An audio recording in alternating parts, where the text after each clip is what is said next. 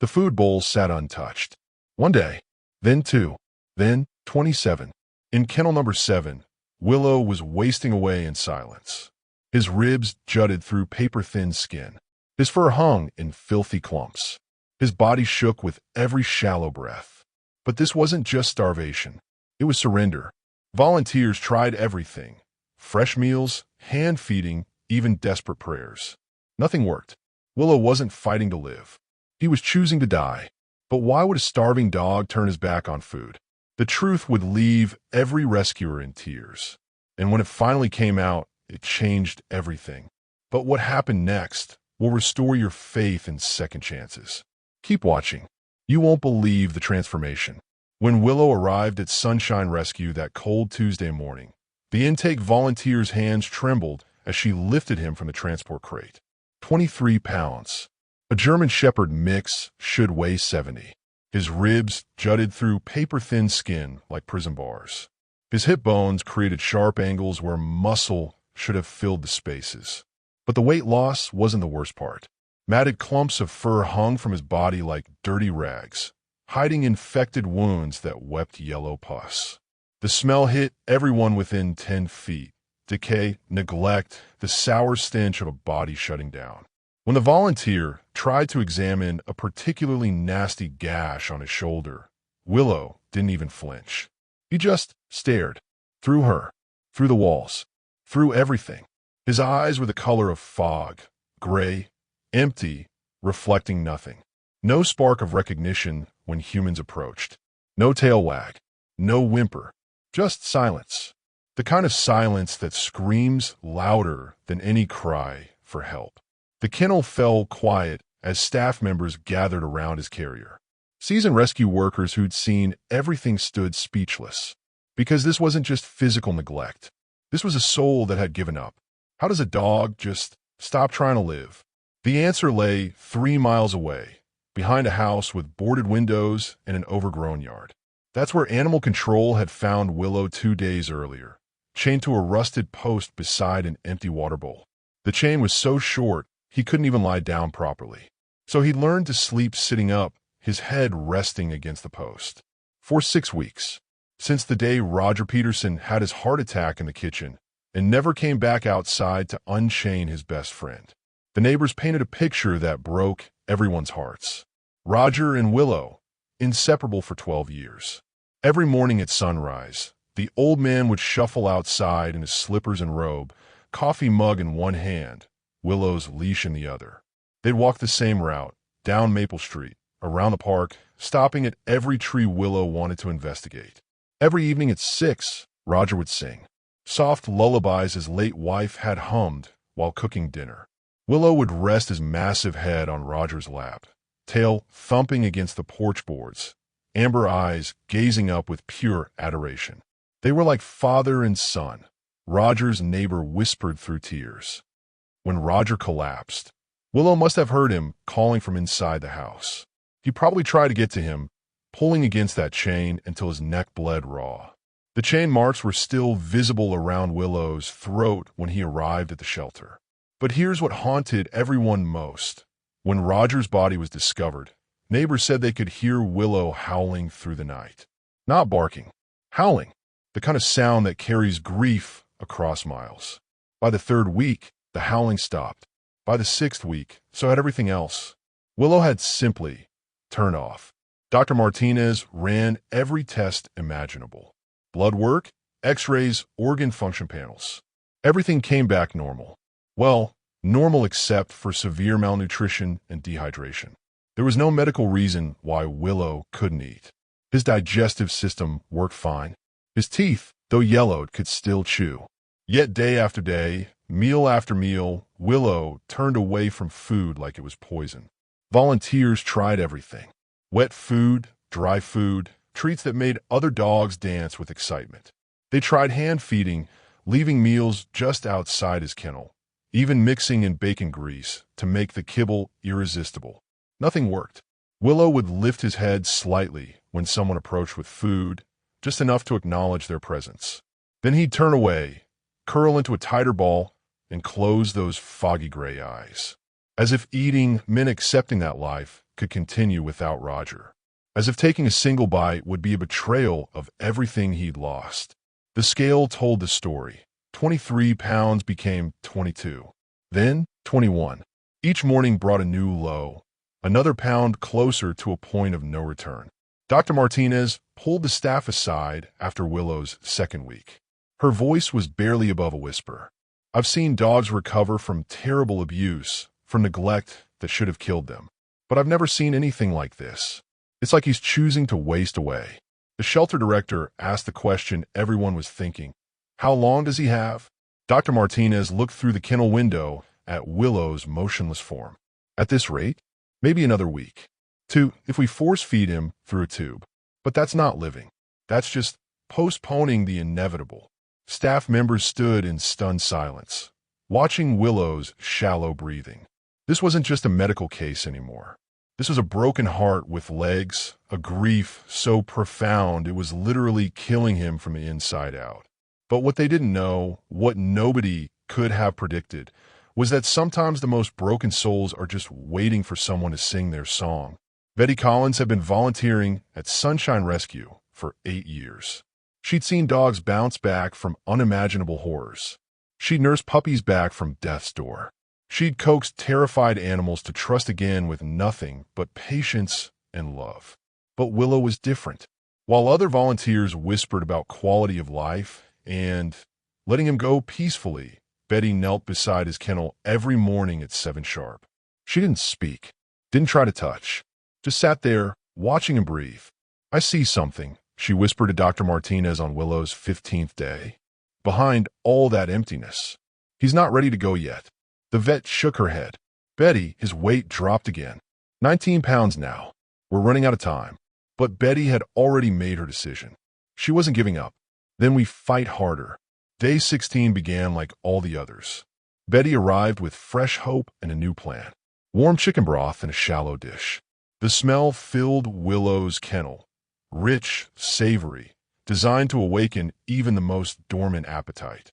Willow didn't even lift his head. Betty tried again with scrambled eggs. Then ground turkey mixed with rice. Then pure, lean beef, hand-cut into tiny pieces and warmed to body temperature. Each offering met the same response. Nothing. Willow lay curled against the back wall of his kennel. His breathing so shallow his ribs barely moved. His fur had started falling out in patches, leaving pink skin exposed like raw wounds. Betty's hands trembled as she reached toward him with a piece of turkey balanced on her palm. Come on, buddy, she whispered. One bite. Just one. Willow's eyes cracked open. For a moment, just a heartbeat. Betty thought she saw recognition flicker in those gray depths. His nose twitched slightly. His head lifted an inch off the concrete floor. Then he turned away. Day 17. Day 18. Day 19. The same routine. The same hope. The same crushing defeat. Other volunteers started avoiding Willow's kennel. The sight was too heartbreaking. Betty sitting cross-legged on the cold concrete, offering meal after meal to a dog who seemed determined to fade away. Some whispered that she was torturing herself. Others suggested it was time to be kind and let Willow go. But Betty kept coming back. On day 20, something inside Betty snapped. She burst into the shelter director's office, eyes blazing with desperation. Give me more time, she pleaded. Please. I know everyone thinks I'm crazy, but I swear there's still fight left in him. The director's face was kind but firm. Betty, his weight is down to 18 pounds. Dr. Martinez says his organs are starting to shut down. We can't let him suffer just because we can't let go. One more week, Betty begged. That's all I'm asking for. One more week, and if there's no improvement. The director studied Betty's face, the dark circles under her eyes, the desperate hope that refused to die. Finally, she nodded. 7 days. But Betty, you have to promise me something.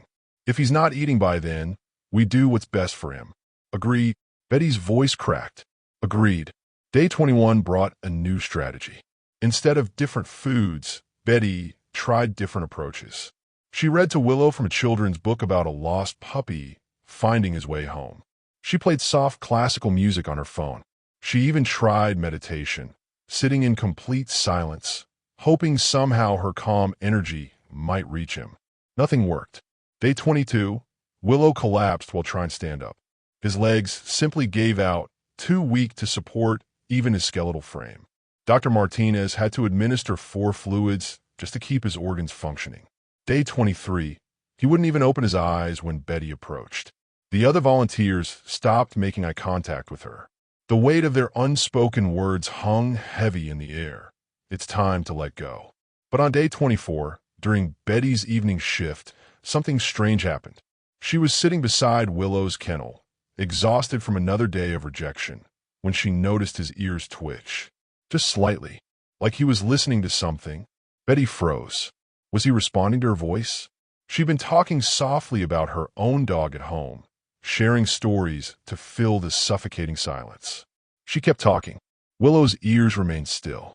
Then she shifted position, and the metal chair scraped against the concrete floor.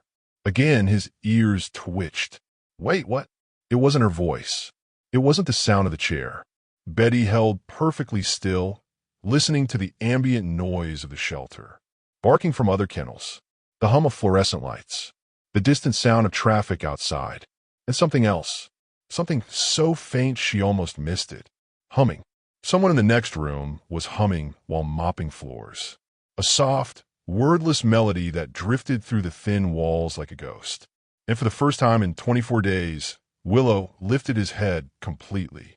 His gray eyes were still empty, still haunted, but they were alert, focused, listening. Betty's heart pounded as she watched Willow's face transform. Not with hunger or recognition or joy, but with something deeper, something that made her breath catch in her throat. What was it about that song? What memory was stirring behind those empty eyes? And more importantly, could this be the key to bringing Willow back from the edge? Betty's breath caught in her throat as she watched Willow's transformation. His head wasn't just lifted, it was turned toward her. Fully, completely. Those foggy gray eyes were focused, alert, searching her face like he was seeing her for the very first time. The humming from the next room had stopped, but something had awakened inside Willow that couldn't be turned off. Betty's mind raced. It was the melody. Somehow, some way, that simple tune had reached through weeks of grief and touched something deep in Willow's broken heart. Without thinking, she began to hum the same melody. Soft at first, tentative, like she was afraid too much sound might shatter whatever fragile connection had just formed. Willow's ears perked forward. His breathing quickened, and then his tail moved. Not much, just the tiniest lift off the concrete floor. But after 24 days of complete stillness, that microscopic wag might as well have been a celebration. Betty's eyes filled with tears as she continued humming, her voice growing stronger, more confident.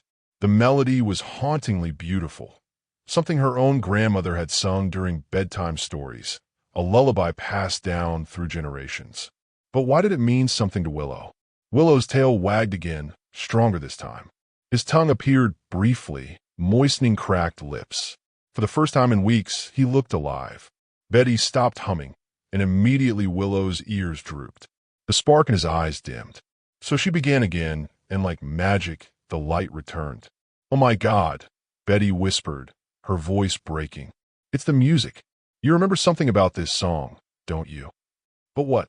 Who had sung this same lullaby to a German shepherd mix in an abandoned house 3 miles away? Betty's hands shook as she pulled out her phone and dialed the number she'd gotten from animal control. The neighbor who'd found Willow. Mrs. Henderson, the woman who described Roger and Willow as inseparable. The phone rang once. Twice. "Hello. Mrs. Henderson, this is Betty from Sunshine Rescue. I have a question about Willow and his owner, Roger. Did Roger ever sing to Willow?" Silence on the other end, then a sharp intake of breath. "Oh, honey," Mrs. Henderson whispered, and Betty could hear tears in her voice. Every single night, Roger would sit on his porch after dinner and sing the most beautiful lullabies. His late wife Agnes taught them to him. She used to sing them when she was battling cancer, said they helped her sleep peacefully. Betty's heart pounded. Do you remember any of the songs? There was one in particular, Roger's favorite, something his mother-in-law sang to Agnes when she was a little girl. Real old song. Goes something like, Mrs. Henderson began to hum, her voice trembling with emotion. It was the exact same melody. Betty's legs went weak. She sank to her knees beside Willow's kennel. Phone pressed to her ear, watching as Willow's tail began wagging with increasing intensity. That's it, Betty gasped. That's the song. Mrs. Henderson, Willow, just responded to that exact lullaby. He lifted his head, wagged his tail. It's like he came back to life. Mrs. Henderson broke down sobbing. Oh my God, oh my God. Roger sang that song to Willow every night for 12 years. Right before bedtime, Willow would rest his big head on Roger's lap and close his eyes while Roger sang. It was their special ritual. The pieces clicked into place with devastating clarity. Willow wasn't just grieving, he was waiting for Roger to sing him to sleep one more time, waiting for that familiar voice to tell him everything was going to be okay. But Roger's voice would never come again. Betty looked through the kennel bars at Willow, who was now sitting upright, tail wagging steadily, eyes bright with recognition and hope. For the first time in almost a month, he looked like a dog instead of a ghost. Willow wasn't just hungry, Betty whispered into the phone, her own tears flowing freely. He was heartbroken. He was waiting for a voice that would never come home. She ended the call and began humming again, this time adding the words Mrs. Henderson had whispered through her tears. Willow's response was immediate and overwhelming. His tail wagged furiously. He moved closer to the front of his kennel. And then, miracle of miracles, he whimpered. Not in pain, not in fear, in recognition. Betty's lullaby had awakened memories Willow thought he'd lost forever. Memories of warm summer evenings on a porch, of gentle hands scratching behind his ears, of feeling safe and loved and cherished, of Roger. But as Willow's tail wagged with increasing joy, as his eyes brightened with hope for the first time in weeks, Betty realized something that made her heart race with equal parts excitement and terror. Would love be enough to heal a heart this shattered? Could a lullaby sung by a stranger replace the voice of the only human Willow had ever truly loved? And more importantly, was Willow finally ready to take that first, crucial step back toward living? With Roger's lullaby floating through the air like a prayer answered, Betty reached in her pocket and pulled out a small piece of grilled chicken. The same treat Willow had refused dozens of times before. Her hands trembled as she held it near the kennel bars. Come on, buddy, she whispered, her voice barely audible over her own humming. Let Roger's love give you strength. Willow's nose twitched. Once, twice.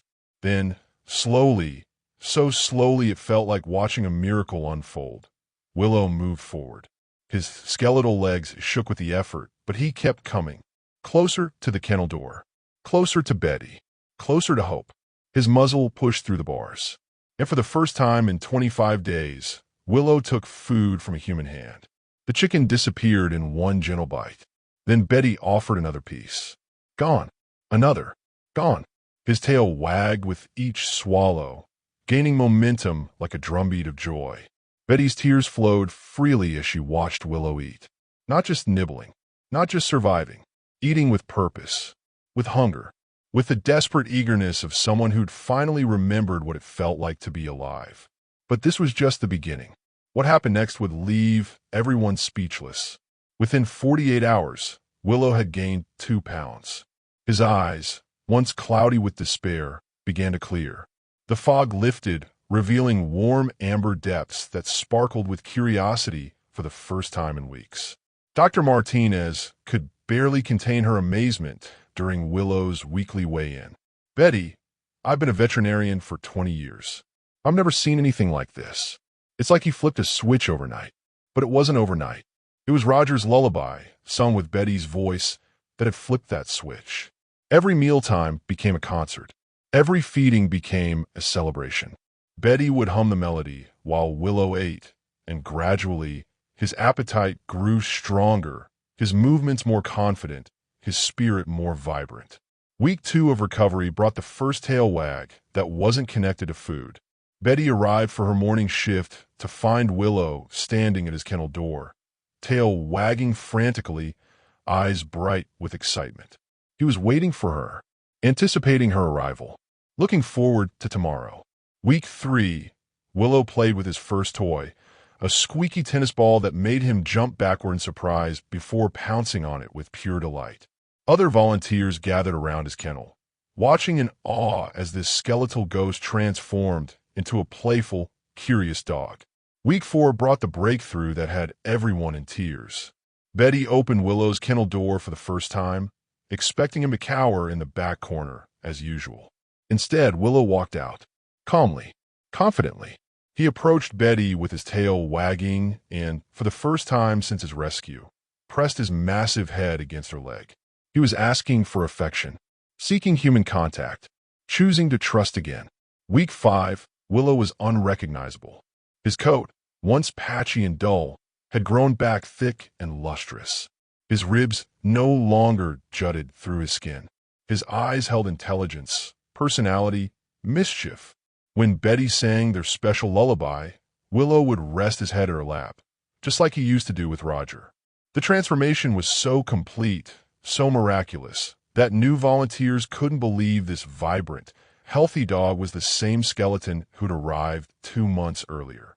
But the most incredible moment came during week 6. Betty was sitting cross-legged in the play yard, singing softly while Willow explored the grass around her. Suddenly, he stopped sniffing and trotted over to where she sat. Without hesitation, without fear, Willow climbed in her lap, all 73 pounds of him, and rested his great head against her chest. He wasn't just trusting her. He was loving her. Roger's lullaby had done more than save Willow's life. It had opened his heart to the possibility that love could exist again, that home could be rebuilt, that family didn't end with death. It simply took new forms. 6 months later, in Betty's living room, the evening ritual continued. Willow, now a magnificent specimen of canine health and happiness, would curl up beside Betty's chair at exactly 8 o'clock. She would run her fingers through his glossy coat and begin their song, Roger's song, the melody that had bridged 2 broken hearts and made them whole again. Sometimes healing isn't about medicine or science or time. Sometimes it's about remembering that love never truly dies. It just waits, patient and persistent, for someone else to sing its song. But Willow's story was far from over, because across town, another dog sat in another shelter, refusing to eat, refusing to hope, waiting for someone to discover the key to his broken heart. Would lightning strike twice? Could one lullaby save 2 lives? Willow's story isn't just about one dog and one volunteer. It's about something much deeper, something that challenges everything we think we know about healing, about grief, about the invisible threads that connect all living souls. Because here's the truth that changes everything. Grief has no timeline. Loss doesn't follow our schedules or our expectations. Sometimes the most broken hearts, whether they beat in the chest of a human or a dog, just need someone willing to sing their song. Every soul, human or animal, young or old, perfect or shattered, deserves a second chance. Every heart that stopped beating with hope deserves someone who believes it can beat again. But here's what we need to know. Have you ever witnessed a transformation this powerful? Have you seen love literally bring the dead back to life? What would you have done in Betty's place when everyone else said it was time to let go? Because right now, as you're watching this story, there are volunteers like Betty sitting beside kennels and rescue shelters, singing lullabies to dogs who've forgotten how to dream. There are people choosing hope over logic, love over convenience, faith over fear. The question is, are you one of them? Share your thoughts in the comments below. Tell us about a time when you refused to give up on someone everyone else had written off. Tell us about the moment you realized that healing isn't always about fixing. Sometimes it's about remembering. And if Willow's journey has touched something deep in your heart, if his story has reminded you that miracles still happen when love refuses to quit, then please share this video. Your share isn't just a click. It's a lifeline thrown to someone who might be about to give up on a Willow of their own. It's encouragement for that volunteer who's been sitting beside a kennel for weeks, wondering if love really is enough. It's proof that transformation is possible, that broken doesn't mean hopeless, that sometimes the most beautiful songs are sung by the most wounded hearts. Share this story, and you might just save a life you'll never meet.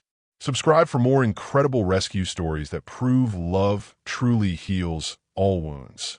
Because Willow's story is just the beginning. There are thousands of forgotten animals waiting for their Betty, waiting for their lullaby, waiting for someone to believe their story isn't over yet. In a world that often feels cold and hopeless, these stories remind us that compassion still exists, that miracles still happen, that sometimes all it takes to change everything is one person willing to sing when everyone else has fallen silent. Willow is living proof that every ending can become a beginning, that every goodbye can lead to a new hello, that love, real, stubborn, unconditional love, never truly dies. It just waits for someone brave enough to give it a voice.